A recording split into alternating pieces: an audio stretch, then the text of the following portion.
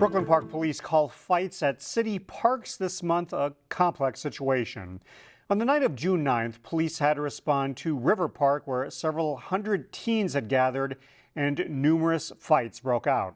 Then on the night of June 19th, police had to respond again to hundreds of teens who had gathered at 3 parks, including Central Park, where more fights occurred and one teen had to be taken to the hospital. In that incident, another teen was struck by a car leaving the scene. Police say the gatherings start out with good intentions, but later turn unruly. They have advice for parents as summer continues. Find out what your kids are up to. When they say they're going somewhere, verify that. Make sure that they're not going to these social media fueled gatherings. It doesn't seem that a lot of real positivity is coming out of these. Police are also looking at other ways to address the situation, including using a violence interrupter team the city hired to help quell crime and violence. Plymouth residents may start seeing more beehives in their neighborhood. The Plymouth Planning Commission is recommending approval of a residential beekeeping policy. A maximum of 2 hives would be allowed per property. Anyone interested in keeping bees would be required to take a class and apply for a license. Neighbors would have an opportunity to object to the license. The Plymouth City Council is expected to vote on the policy on July 25th. The council did reject a beekeeping ordinance 2 years ago. Experts say pollinators such as bees are on the decline, but there are local efforts to change that. This week, I caught up with a local company working to restore pollinator habitat around the state, and they're encouraging others to help. We can do a lot of habitat restoration, habitat conservation. Nestled along the Maple Grove headquarters of Great River Energy, a team was hard at work Thursday morning on a little gardening project. I enjoy doing it because I enjoy being outside, and being in wildlife. Dan Tix is a restoration ecologist with Minnesota Native Landscapes. His company has partnered with Great River Energy on a project to help restore pollinator-friendly habitats to 300 acres of land spread across 71 counties throughout the state. We know that these pollinator habitats have a trickle-down effect to our agriculture industry. The bees, the butterflies, the bats, the birds that rely on these native flowers and grasses really are going to go a long way in helping our future food supply. The Minnesota DNR says only about 1% of the state's native prairie remains today, due to things like chemical use, the industrialization of agriculture, and, well, development. But putting in plants like milkweed, coneflowers, and meadow blazing star are things people can do in their own yards to help restore that pollinator-friendly habitat.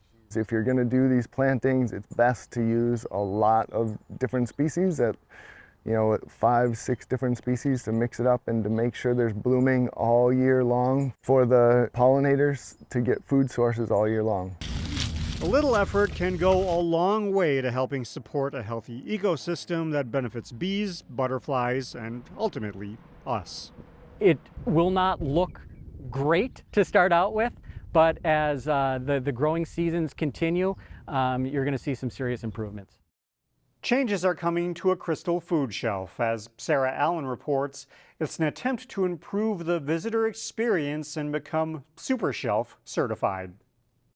We work with the front desk volunteer to pick off of the shelving here. Yeah. And what's nice is this is a way for them to get kind of a taste of what's to come. An expanded shopping experience is coming to clients who visit the Near Food Shelf in Crystal. This area is where we are pre-baking the breads and the sweets that go onto the cart for the clients. One cart that's completely pre-packed in the morning, and then a second cart will be packed in the afternoon when the client shows up, that has all the meat and the refrigerated items. And then we make an ask for list that they can choose from those items. Currently, clients can only pick staple items from a small shopping area in the front of the building. 1 to 2 months, we're hoping to be getting ready to start the changes. Near has plans to become Super Shelf certified. The food shelf will be remodeled to give clients more access to choose items they want.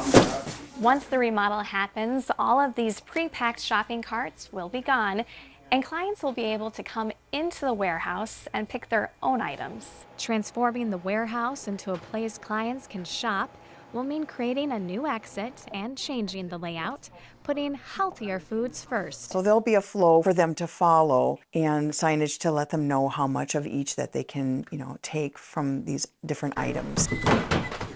Volunteers say giving clients more choice means less food waste and more dignity. I think it's going to enhance their experience so much.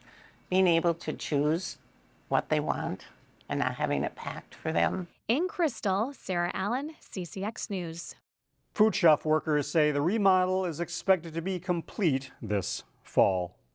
An Eagle Scout is adding a special touch to a historic building in Robbinsdale. Right here we have a new and improved bookshelf for the Robbin Art Gallery. Caleb Neeson designed this bookcase and taught others to build it. As a child, Caleb and his family embraced the arts in Robbinsdale. They now live in Rochester, but wanted to leave a lasting mark inside the historic building where the Robbin Gallery is located. This picture right here, the building was once a library, so this is the historic sign that sits here. And I decided to incorporate this unique cut on the very bottom to like a really intricate design to try and express the artsiness and history that makes this building special. And it's great that he's in this historic space that was really special to him when he was little, and that so many people will be able to enjoy his contribution to the building is really awesome. Caleb even matched the wood trim to what is inside the historic building.